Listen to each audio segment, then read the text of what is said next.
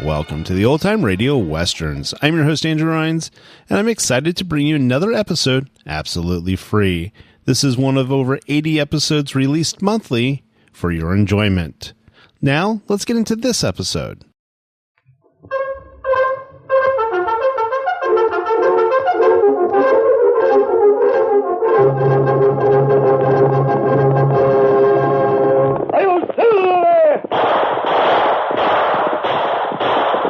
Horse with the speed of light, a cloud of dust, and a hearty Hi-Yo Silver, the Lone Ranger.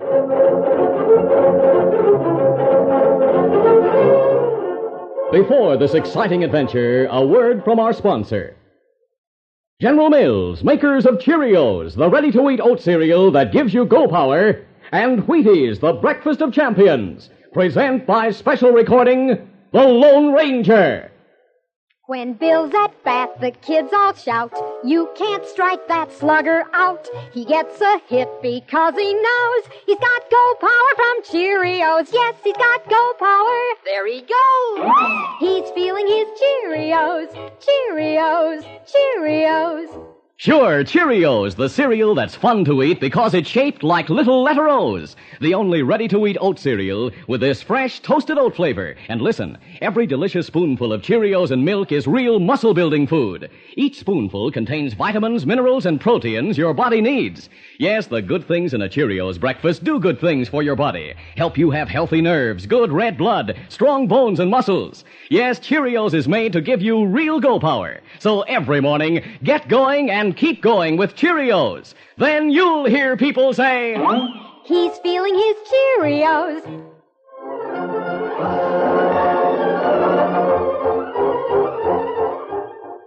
With his faithful Indian companion Tonto, the daring and resourceful masked rider of the plains led the fight for law and order in the early western United States. Nowhere in the pages of history can one find a greater champion of justice. Return with us now to those thrilling days of yesteryear. From out of the past come the thundering hoofbeats of the great horse Silver. The Lone Ranger rides again. Come on, Silver. Let's go, big fella. Hi-yo, Silver. Hooray!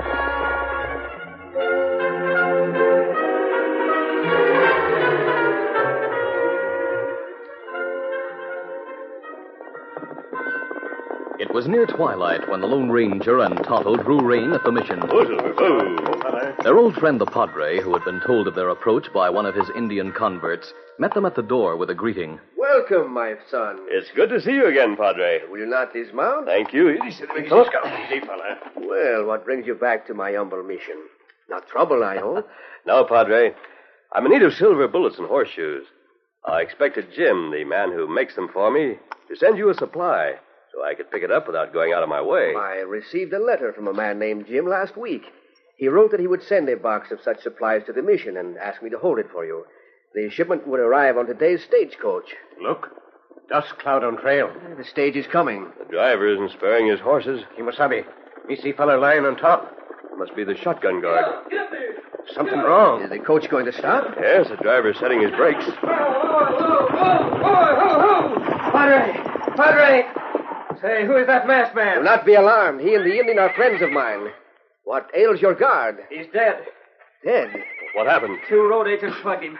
They held us up at the Tellicote Creek Bridge. Otto, climb up and take a look at the guard. Let me do that. No. Driver, where is the bridge? 5 miles west of here. The owl hoots headed south along the creek bank after the holdup.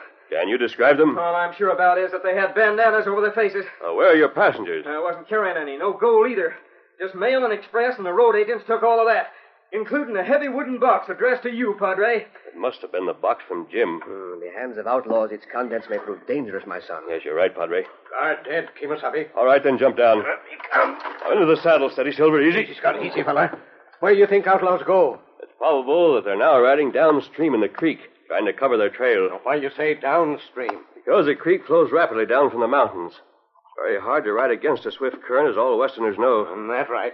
Them fellers bound to be in hurry. The creek winds toward the mission. By taking a shortcut, we may be able to head them off. Driver, you better go on to San Marco and notify the sheriff. Right, I'll be in San Marco within an hour. Get on, get there! Get on! Adios, Padre. Adios. God protect you, my son. Come on, Silver! Up, scout.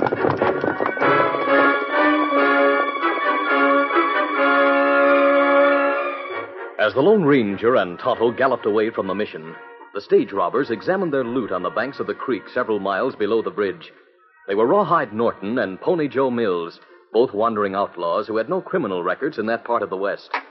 Mills shook out the contents of a letter, while Norton attempted to open a wooden box. He was saying, Maybe there's some gold in this box. Weighs a plenty. Let me give you a hand. Never mind, I'm getting part of the top off. Here it comes. Well, skin me alive. Just look inside. Get this horseshoe. Take a closer squint at it. Huh? Thunderation, it's silver. So are the bullets in those cartridges. We can't sell the stuff while it's in that shape. Be a dead giveaway. Hey, we'll store it in our saddlebags. We'll melt the silver into a bar as soon as we find time. Right. Yeah, hold the bags open. I'll dump part of it in each one. Yeah. All right, go ahead. There go the shoes. Hey, Rawhide, where'd that box come from? The sender's name isn't on it. But it must have been expressed from Morgantato. That's where the stage line starts. Between there and the bridge, the coaches only stop to change horses. Yeah, here go the bullets. You know, Rawhide, a fellow who can make bullets and horseshoes out of pure silver must have a scad of it around. He'd make rich picking. Right. But how are we going to find it? It may not be so hard. We're not known hereabouts, and the stage driver can't identify us. We'll go to Argentado and listen to what's being said about the holdup. Good idea, Joe. There'll be a plenty of talk about who lost what. We'll soon find out about this box. We better get back into the saddle again. Right, easy, boy. We'll take to the water and ride downstream a few miles, then circle back to town. All right, come on. Come on. Get it. Get it.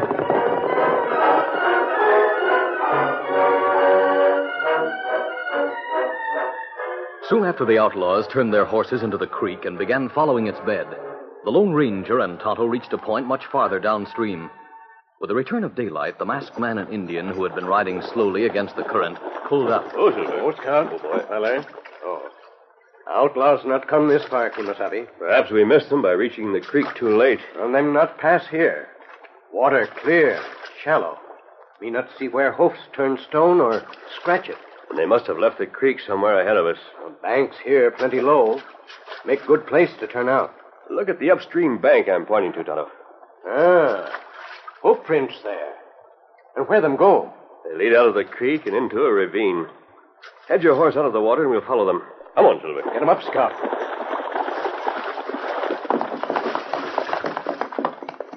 I'll keep on tracking them through the open ground. You ride through the cedar breaks. Stay well back and keep pace with me. Me savvy. Get 'em up, Scout. Come on, Silver.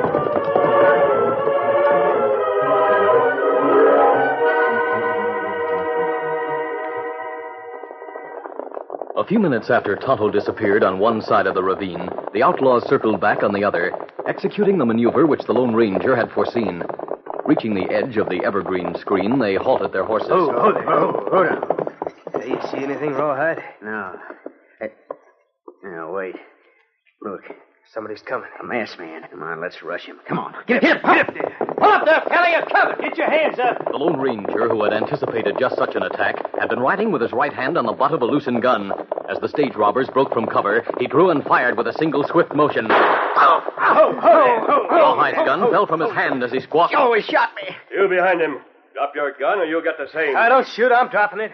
Now dismount and get your hands up. Sure, anything you say. Easy. Oh, my wrist. Easy, steady, Silver. That's only a scratch. Leave it alone. It'll heal fast. Now, I want to know what... Hey, look, coming. 3 men. The sheriff's in the lead. There's a star on his vest. No, hold up. Drop that gun, you masked outhoot. Sheriff, you're making a mistake. I've caught a You couple... caught, you mean. Caught in the act. Now drop those guns or we'll riddle you. Very well. Let's get down, boys. Steady there. Hank, kick those 6-shooters out of the owl hoot's reach. Right. There they go. One moment, Sheriff. Do the silver bullets in my gun belt mean anything to you? Silver or lead, they're all the same to me. I know they're made to shoot and kill. The padre at the mission can tell you about me. We've known each other for a long time. The padre doesn't know the world. You could have pulled the wool over his eyes. Where's your partner, fella? Let me explain. I've heard enough from you. Grab him, Hank. I got him. Sheriff, you're making a serious mistake. I don't make mistakes. Now, I'll take that mask off your face and handcuff you. As the sheriff reached for the Lone Ranger's mask, Tonto, who had been too far away to be of any previous assistance, reached the fringe of the cedar brake. Seeing his friend's danger, he drew back into the evergreens and gave voice to a series of savage war whoops. Hey, what's that? At the same time, he emptied his 6 guns into the ground. Startled by the yells and shouts which seemed to indicate an Indian attack, the sheriff, deputies, and outlaws turned their heads from the masked man and scanned the cedar brake. From the cover of the trees came more war whoops and another burst of firing. What are we up against? The instant Tonto's trick drew the attention of the 3 lawmen, the Lone Ranger snatched up his guns and swung into the saddle with a sharp command. Steady, Sheriff. Steady, you deputies. I'm taking charge. Hey, he's covering all of us. Why, you... Now drop your guns. That's my friend in the cedar brake. Then we haven't got a chance. There goes my gun. You better follow suit, boys. That's what we're doing. At that moment, the lawmen and outlaws noticed that the horses they had left ground hitched had stampeded. There go our horses. You better head in the same direction. Come on, boys. Come on, you cowboys. All right. He's letting us off easy. I'm leaving your guns here. By the time you find your horses and get back to your weapons, my friend and I will be out of bullet range. Even if you are, we'll run you down. As soon as the lawmen and self-styled cowpokes were far enough away to assure his Come on, escape, Silver. the Lone Ranger headed Silver into the cedar brake where Tonto waited. Follow me, Tonto.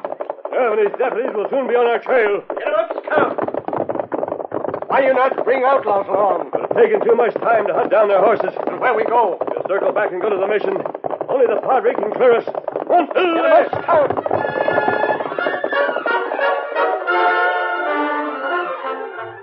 We'll continue our Lone Ranger adventure in just a moment. When boys line up to run a race, Galloping Gordon sets the pace. He comes in first because he knows he's got go power from Cheerios. Yes, he's got go power. There he goes. He's feeling his Cheerios, Cheerios, Cheerios. And so will you. Once you're eating Cheerios every breakfast, you'll say the Cheerios taste simply wonderful, too. They're already cooked, shaped like little round O's, and just full of good toasted oat flavor. Pour out a big bowlful, add fresh milk, and pitch in. You can almost feel the go power. For a Cheerios breakfast is one of the finest ways you can get the vitamins, proteins, and minerals your body needs. A bowl of Cheerios and milk really starts your day right. Helps give you the good red blood, strong bones, and muscles. Go Power, you'll get it from Cheerios. Try it, and folks will say... He's feeling his Cheerios.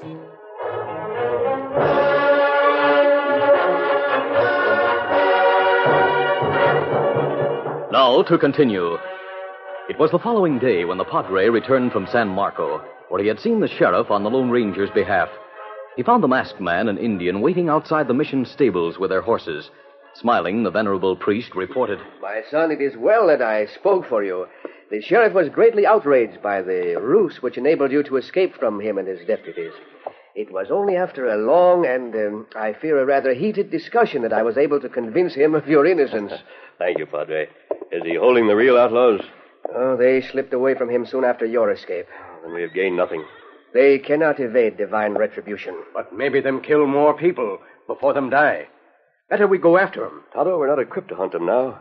Yesterday's ride almost wore off Silver's shoes. You used up most of your ammunition in the cedar brake. I've only a few cartridges left. What we do? I'll have to use iron shoes on Silver for the time being. It isn't far to Argentado, so we'll go there first. I'll wait outside the town while you buy cartridges and have Silver shod. We're not likely to lose much time. Me savvy. And when we start... Right now, steady, Silver, Steady, easy. Scout, steady. Adios, Padre. Adios, my son. Come on, Silver. A few hours later, Tonto stood in the Argentado blacksmith shop, watching Bert Collins pull off Silver's worn shoes. The smithy was saying, This stallion sure needs a shoeing. There, got one off. Steady, Silver, steady, fella. Oh, so that's the horse's name. Hey, Injun. His shoe is silver, too. Well, what difference that make? None to me. I shoe horses for all kinds of people. I know how to mind my own business. But I'm going to tell you something I heard from Windy Bill. Hey, horse, give me that other hoof. What Bill feller say? He said 2 strangers were at the stage station yesterday when the manager got to talking about a hermit named Old Jim shipping out a heavy box which the hold-up men probably took. Oh, me savvy. Off comes another shoe. Well, one stranger wanted to know whether this Old Jim ever made any silver horseshoes. Steady, Silver, steady. What else Bill say? Nothing then. But later on, he came back and told me that the strangers had left town, heading for the hills where old Jim is supposed to stay. Yeah, that's the first time I ever heard of silver horseshoes, and this is the first time I ever saw any. Well, better you hurry, Job, now. It was the following day when Jim's trail led Rawhide and Pony Joe into one of the most isolated parts of the West. Here, pull up. Hold it. Oh. What's the matter? Keep your voice down. I see a horse and mule over there by that hill. Just staked out. Yeah. And there's a shack by the side of the hill. Must be old Jim's place. Let's get down and leave our horses behind these rocks. Right, easy, boy. What'll we do, walk right in on it? No, we'll wait for him to come out.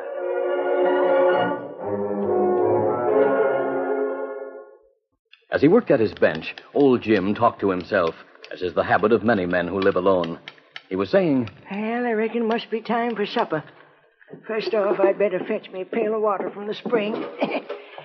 There's nothing like fresh water. Thunderation is dark already. Get your hands up, fella, Pronto. What's this all about? You heard me up with your hands or I'll plug you. Here, I've got 'em up. Now, back up into your shack. We're coming after you. All right, that's far enough. Stand against the wall and stand still. Take his gun, Rawhide. Yeah, I've got it. You keep him covered while I search the place. Hey, look at the silver stuff on the bench. And I'll bet he's got more than that. All right, where is it, old man? You see all there is. I only mined and smelled all when I needed. I don't believe you. Hey, Joe, look at what he had stashed in one of these powder cans. Yeah, what is it? Silver dust. It's plenty heavy. I never knew silver came in dust like gold. It doesn't. This must be what he ground off the horseshoes. Be careful, fella. Don't drop that can. It's filled with fulminate of silver. What? Fulminate. It's a high explosive I use in the percussion caps I put in cartridges. Who ever heard of silver blowing up? We'll melt it down right here in the smelter along with the bullets and horseshoes. And none of it can be identified. You fools, you'll kill all of us. I'm getting out of here. Hey, Rawhide. Hey, dodge me. He's getting away. I'll stop him. You got him. Fell outside by those rocks. Come on, let's take a look. Yeah. I didn't want to kill him so soon. Want to find out whether he had any more silver around. Yeah, here he is. Yeah, only creased his skull.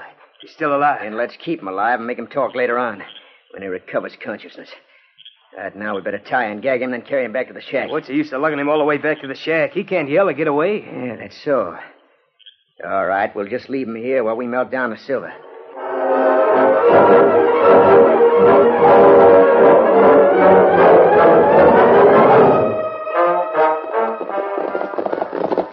The Lone Ranger and Tonto neared the shack, riding fast. We're close to the mine now. Quarter moon coming up. Soon it make light. Better we leave horses here. Scout place on foot. Yes, that's what we'll do. Hold.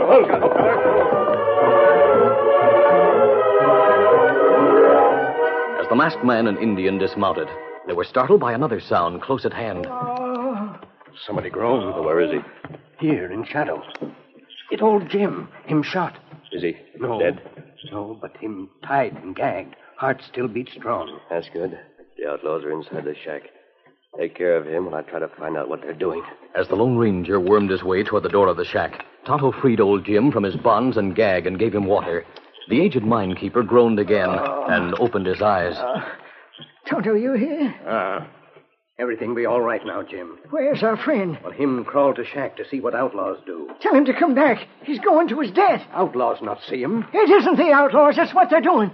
They may blow up the place any moment. Back, Kimosabe! Back, quick! Come back or you'll be killed. Rawhide, who had been alerted by Jim's yell, rushed to the loophole in the door. Hey, what's happening out there? Somebody was right outside. Now he's running back. Plug him. This'll fix him. As Rawhide drew back the hammer of his six-gun, a sheet of flame filled the shack. The explosion of the heated fulminate hurled the outlaws against the walls with terrific force, wrecked the smelter and workbench, and blew out the door. The shock of the blast, which woke 100 echoes among the moonlit hills, and the fierce outward rush of air from the shack, knocked the Lone Ranger from his feet, even though he had reached a zone safe from the flying debris. When he rose, he found both Tonto and Jim beside him. You hurt, Kimosabe? Not at all, Tonto. Jim, are you all right? I'm fit as a fiddle, except for a little headache. What happened in the shack? Those owl hoots tried to melt down fulminate of silver. While the Lone Ranger and Jim exchanged stories of the events leading up to the explosion, Tonto went in search of the outlaws' horses. A little later, the smoke cleared from the shattered cabin, permitting the masked man to explore it by candlelight. He soon rejoined Jim with a grim announcement. Well, the killers are dead. The shack will have to be rebuilt and much of your equipment replaced. That's a small price to pay for getting rid of those varmints. Perhaps Tonto and I should remain and help you, Jim. Well, I'll take care of the bodies and dispose of the horses. I can fix up the shack myself. You and Tonto ride on to places where you really need it. Me find horses, Kimasabi. Outlaws had stolen bullets and horseshoes in saddlebags. Me put 'em in our bags. Good. That supply will take care of my needs for quite a while. By the time you want more, I'll have them. And adios, Jim. Adios. Adios, amigos. Well, here's the pail I had when I started to the spring. Blown clear out of the shack. And if it doesn't leak, I'll begin right where I left off and fill it. As I was saying, there's nothing like fresh water. And I'm saying now, there's nobody like the Lone Ranger.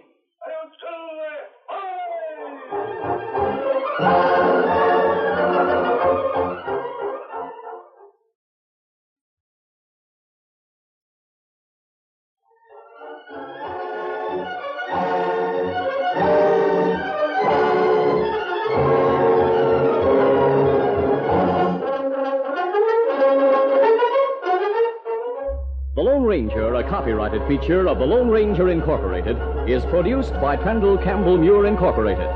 The part of the Lone Ranger is played by Brace Beamer. Your announcer, Fred Foy. Listen to The Lone Ranger, brought to you by special recording Mondays through Fridays at this same time.